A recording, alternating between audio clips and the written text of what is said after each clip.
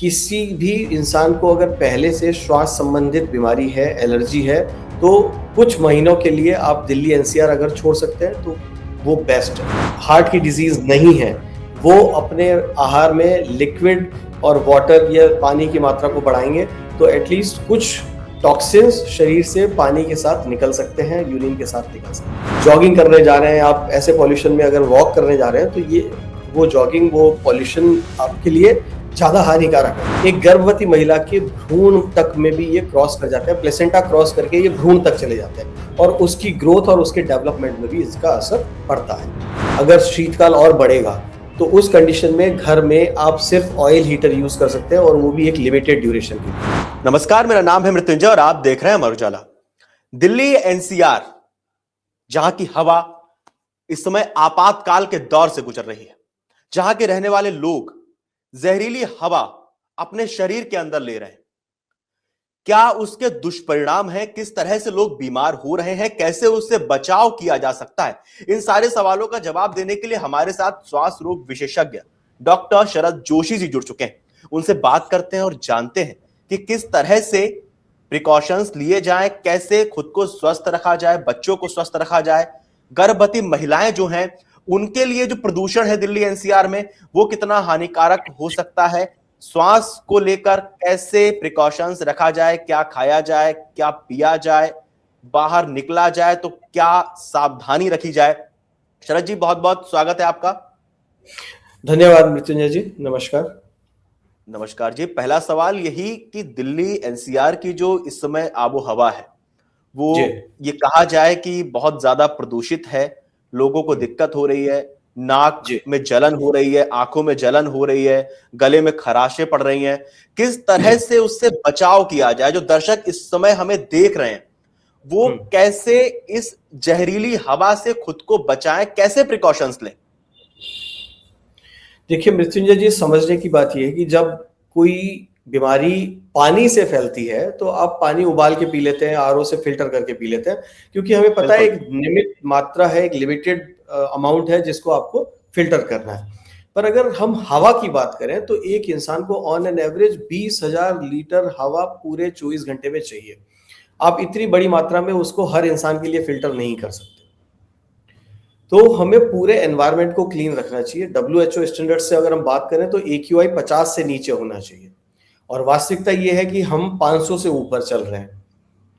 तो ये आप कह सकते हैं कि हम गैस चैम्बर में रह रहे हैं या हम बहुत ही पॉल्यूटेड एरिया में रह रहे हैं जहां स्वास्थ्य पर इनकी गंभीर परिणाम होने वाले हैं।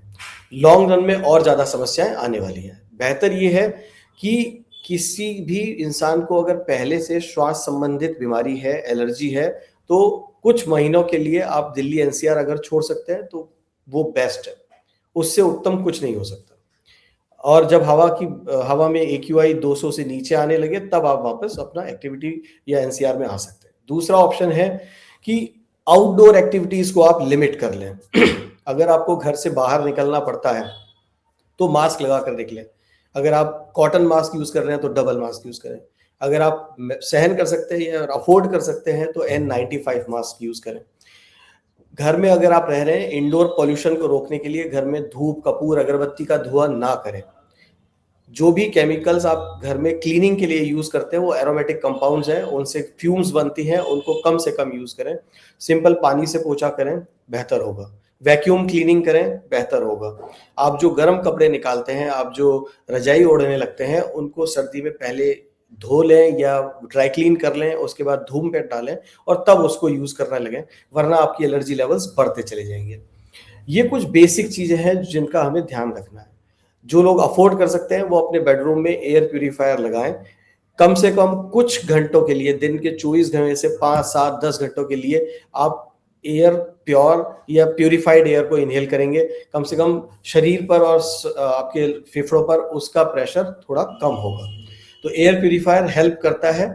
कई बार पेशेंट और बहुत सारे इंसान मुझसे सवाल करते हैं कि सर एयर प्यूरिफायर से शरीर नाजुक हो जाएगा और अब बाहर निकलेंगे तो ज्यादा बीमार हो जाएंगे। समझने की बात यह है कि जितना AQI है उसका इफेक्ट इंडोर पॉल्यूशन पर भी है।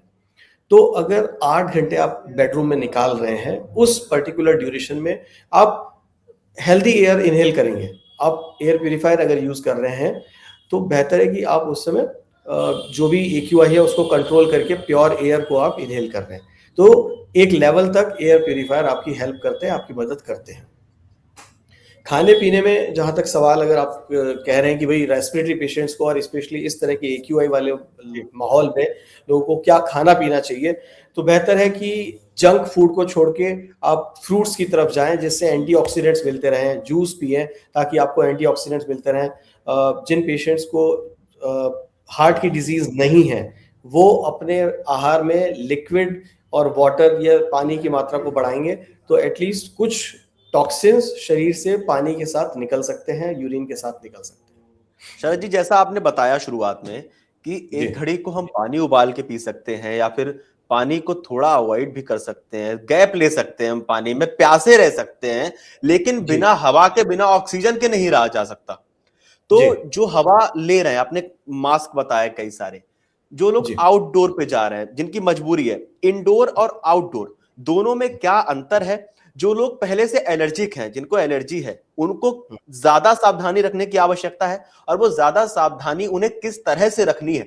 स्वस्थ और अस्वस्थ शरीर में किस तरह से दोनों लोगों को सावधानी रखने की जरूरत है? जी। जब AQI 500 के आसपास चल रहा है, आप अपने घर में पर्दे रखते हैं, आप अपने घर की दरवाजे और खिड़कियां बंद रखते हैं, तब भी आप चेक करिएगा जो इंडोर में AQI है वो 200 से 300 की रेंज में चल रहा है। तो कुछ प्रिकॉशंस घर में भी लेने की जरूरत पड़ेगी। जब भी खाना बनता है तो आप एग्जॉस्ट और चिमनी दोनों यूज करिए, ताकि जो भी फ्यूम्स और जो भी स्मोक डेवलप हो रहा है वो तुरंत बाहर निकाला जा सके, इंडोर पॉल्यूशन को कम किया जा सके।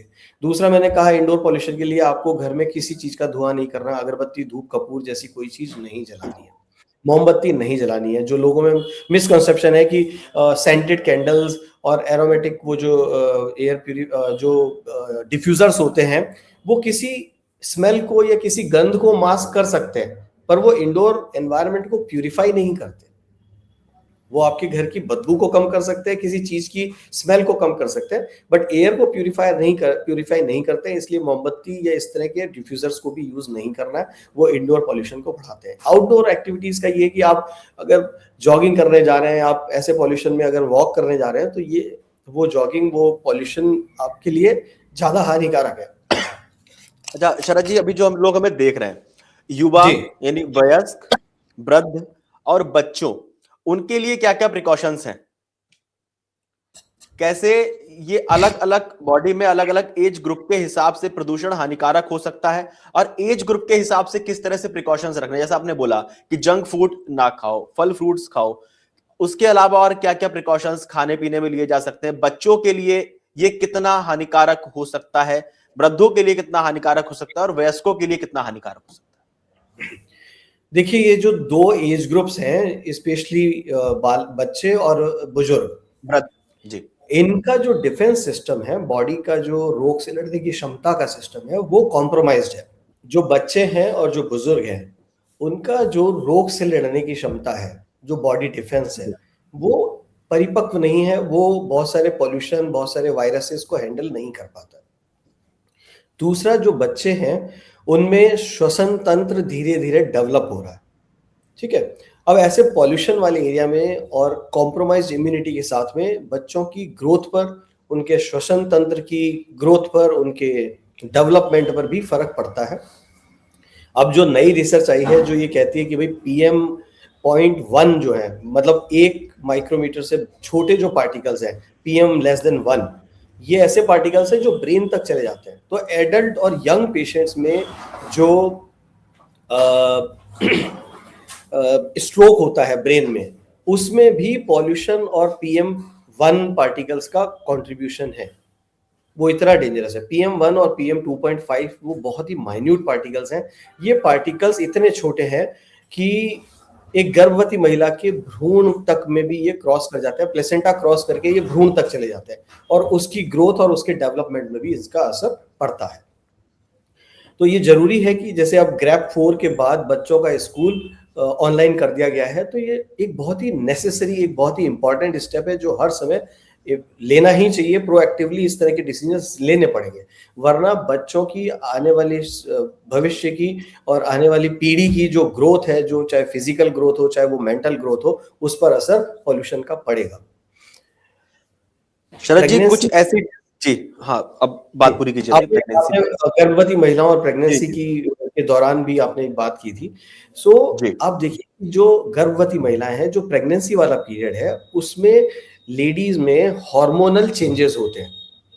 एक प्रोजेस्टेरोन हार्मोन है, वो बहुत एक्टिवली प्रेगनेंसी को मेंटेन करने में, एक भ्रूण की ग्रोथ को मेंटेन करने में इंपॉर्टेंट रोल प्ले करता है। इस हार्मोन की अधिकता की वजह से प्रेग्नेंट लेडीज की जो ओरल और नाक की जो म्यूकोसा है, उसमें भी थोड़ी सी स्वेलिंग रहती है। तो अगर हम बिना पॉल्यूटेड एरिया में भी अगर बात करें, तो गर्भवती महिलाओं को नेजल एलर्जी, नाक में ब्लॉकेज, छींके आना, नाक बंद होना या सांस तेज चलना, ये समस्याएं नॉर्मली भी आती हैं। अब इस स्थिति में, इस अवस्था में, इन हॉर्मोन्स के साथ जब वो महिलाएं, जब गर्भवती महिलाएं पॉल्यूशन वाले AQI 500 वाले एरिया में रहती हैं, तब ये समस्या दो गुना हो जाती है। अब उनको छींके आ रही है, अब उनको खांसी की समस्या बढ़ जाती है, और एक ट्रीटिंग डॉक्टर और as a pulmonologist, as a chest physician, हम लोगों के सामने ये समस्या होती है कि आप बहुत सारी बीमारियों की बहुत सारी दवाएं एक प्रेग्नेंट लेडी को या गर्भवती महिला को नहीं दे सकते। अब उसकी समस्या दो गुना हो चुकी है, और दवाएं आप उनमें बहुत ही कम यूज कर सकते हैं, बिकॉज वो दवाएं बच्चों पर कुछ असर डाल सकती है, भ्रूण पर असर डाल सकती है। तो बहुत ही लिमिटेड मेडिसिन के साथ आपको इन मरीजों को ट्रीट करना पड़ता है। तो ये इंपॉर्टेंट है कि गर्भवती महिलाएं आउटडोर एक्टिविटीज को पूरी तरह से बंद कर दें, इंडोर में एयर प्यूरिफायर यूज करें, घर का काम जितना कम हो सके, जितना कुकिंग का या पॉल्यूशन से या डस्ट से रिलेटेड जो भी काम है वो कम से कम करें। और बेहतर है कि आप नेजल स्प्रे या नेबुलाइजेशन, जिस भी दवा की जरूरत है उसको लेते रहें, क्योंकि वो जो एक भ्रांति है कि नेबुलाइजेशन या इनहेलर्स लेने से प्रॉब्लम बढ़ती है या नाक में दवा डालने से प्रॉब्लम बढ़ती है, ऐसा नहीं है। अगर आप उन दवाओं को से बचते रहेंगे, तो आगे जाके समस्या इतनी गंभीर हो जाएगी कि ओरल मेडिसिन लेनी पड़ेंगी, जिनका कुछ भी असर प्रेगनेंसी पर भी हो सकता है। तो बेहतर है शरद जी, अगर आप कुछ टिप्स देना चाहें इस प्रदूषण को लेकर, किस तरह से बचाव किया जाए, आखिर में अगर हम इस पूरे संवाद के सार पे पहुंचे, तो आप क्या टिप्स देना चाहेंगे जो दर्शक इस वक्त हमें देख रहे हैं? देखिए, सबसे इंपॉर्टेंट यही स्टेप्स है जो मैं बता रहा हूँ, जो स्पेशली जो पहले से पीड़ित हैं लोग, जो रेस्पिरेटरी पेशेंट्स हैं, अस्थमा के, COPD के, ILD के, या जिनको पहले कभी पूर्व में निमोनिया हो चुका है, या TB की वजह से लंग्स अगर डैमेज्ड है, तो ऐसे सभी पेशेंट्स को इस तरह के AQI और इतने तीव्र शीतकाल के समय में पहले से टेस्ट करके अपनी मेडिसिन रेगुलर करनी है। जो रेगुलर मेडिसिन आपकी चल रही हैं, जो इनहेलर्स आपके चल रहे हैं, उनको आप बंद नहीं कर सकते। अपने आप से इस तरह से खिलवाड़ ना करें, कोई लापरवाही ना करें। सर्दियां शुरू होने से पहले फ्लू की वैक्सीन, फ्लू का शॉट जरूर से लें। निमोनिया की वैक्सीन जरूर लेनी चाहिए, स्पेशली जो डायबिटिक पेशेंट्स हैं, जो ओल्ड एज पेशेंट्स हैं, 60+ की एज के पेशेंट्स हैं, जिनको रेस्पिरेटरी फेलियर रहता है, जो ऑक्सीजन के सपोर्ट पे रहते हैं, उन पेशेंट्स से निवेदन है कि वो अपनी दवा कतई बंद ना करें। आपके घर में एयर प्यूरिफायर पर अगर आप यूज नहीं कर रहे हैं तो बेकार है। अगर शीतकाल और बढ़ेगा, तो उस कंडीशन में घर में आप सिर्फ ऑयल हीटर यूज कर सकते हैं, और वो भी एक लिमिटेड ड्यूरेशन के लिए। अगर आप ब्लोअर यूज कर रहे हैं, रॉड वाले हीटर्स यूज कर रहे हैं, तो आपकी सांस की और खांसी की परेशानी बढ़ जाएगी। ये कुछ छोटे छोटे स्टेप्स हैं जिसमें मेडिसिन कम हेल्प करती है और प्रिकॉशंस ज्यादा फायदा करती है। इस तरह के छोटे छोटे प्रिकॉशंस आप लेते रहें। संभावना है कि ये पोल्यूशन और ये जो शीतकाल का समय है, इसको हम बिना किसी दुष्प्रभाव के भी निकाल लेंगे या पूरा कर लेंगे। बहुत बहुत धन्यवाद शरद जी आपका, आपने सारी जानकारी हमें पहुंचाई, किस तरह से बचाव किया जाए, प्रिकॉशंस लिए जाए, कैसे खुद को बचाना है, कैसे बच्चों को बचाना है प्रदूषण से। इस वक्त आप लोगों को क्या लगता है, सवाल दर्शकों से है, इस प्रदूषण को लेकर आपका क्या मानना है? आप किस तरह से खुद को सुरक्षित रख रहे हैं? आउटडोर इंडोर के बारे में हमने जाना कि किस तरह से खुद को सुरक्षित रखना है, कैसे क्या बचाव करने, क्या प्रिकॉशंस लेने हैं, डॉक्टर शरद जोशी ने हमें समझाया। आपका क्या मानना है हमें कमेंट करके जरूर बताएं। और जहां तक कोशिश रहे, घर पे रहें, स्वस्थ रहें और अपना बहुत ध्यान रखते रहें।